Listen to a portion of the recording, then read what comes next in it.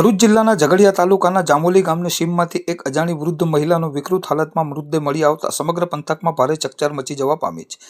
પ્રાપ્ત વિગતો અનુસાર જામોલી ગામની સીમ વિસ્તારમાં એક અજાણી વૃદ્ધાનો સડેલી અને વિકૃત હાલતમાં મૃતદેહ સ્થાનિક લોકોના નજરે ચડ્યો હતો, જે અંગે તાત્કાલિક ઝઘડિયા પોલીસને જાણ કરવામાં આવી હતી। ઘટનાની ગંભીરતાને ધ્યાને લઈ ઝઘડિયા પોલીસની ટીમ તુરંત એક્શનમાં આવી હતી અને તેમણે સ્થાનિક સામાજિક કાર્યકર ધર્મેશ સોલંકીનો સંપર્ક સાધ્યો હતો।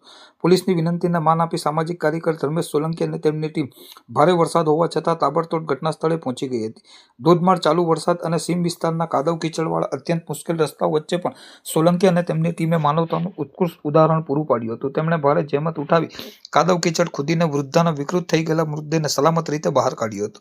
ત્યારબાદ આ મૃતદેહને પોસ્ટમોર્ટમની પ્રક્રિયા માટે તાત્કાલિક અવિધા પ્રાથમિક આરોગ્ય કેન્દ્ર ખાતે ખસેડવામાં આવ્યો હતો। આ અજાણી વૃદ્ધા કોણ છે, તે ક્યાંની વતની છે અને તેનું મોત કયા સંજોગોમાં થયું તે અંગે હાલમાં રહસ્ય અકબંધ છે। વૃદ્ધાનું કુદરતી મોત થયું છે કે પછી તેની પાછળ કોઈ અન્ય શંકાસ્પદ કારણો જવાબદાર છે, તે દિશામાં ઝઘડિયા પોલીસે પોસ્ટમોર્ટમ રિપોર્ટની રાહ જોવાની સાથે આગળની સઘન તપાસનો ધમધમાટ શરૂ કર્યો છે।